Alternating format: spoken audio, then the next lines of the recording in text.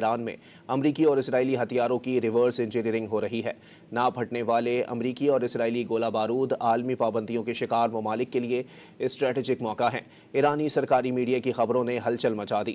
ایران کے سرکاری نشریاتی ادارے پریس ٹی وی کے مطابق پاسداران انقلاب نے ہرمزگان صوبے میں 15 بھاری امریکی میزائلوں کو کامیابی سے ناکارہ بنا دیا اور ان ہتھیاروں کو ریورس انجینئرنگ کے لیے ٹیکنیکل اور ریسرچ یونٹس کے حوالے کر دیا ہے۔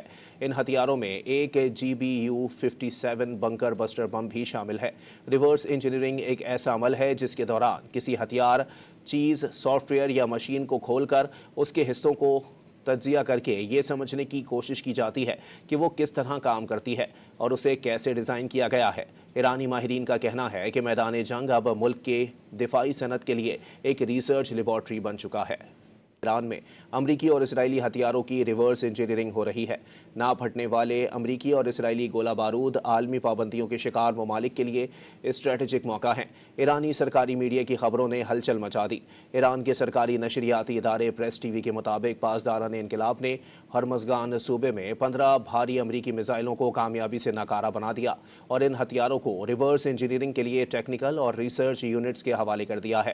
ان ہتھیاروں میں ایک GBU-57 بنکر بسٹر بم بھی شامل ہے۔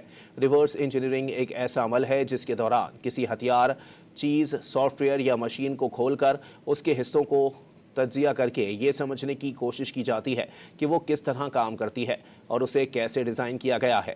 ایرانی ماہرین کا کہنا ہے کہ میدان جنگ اب ملک کے دفاعی صنعت کے لیے ایک ریسرچ لیبارٹری بن چکا ہے۔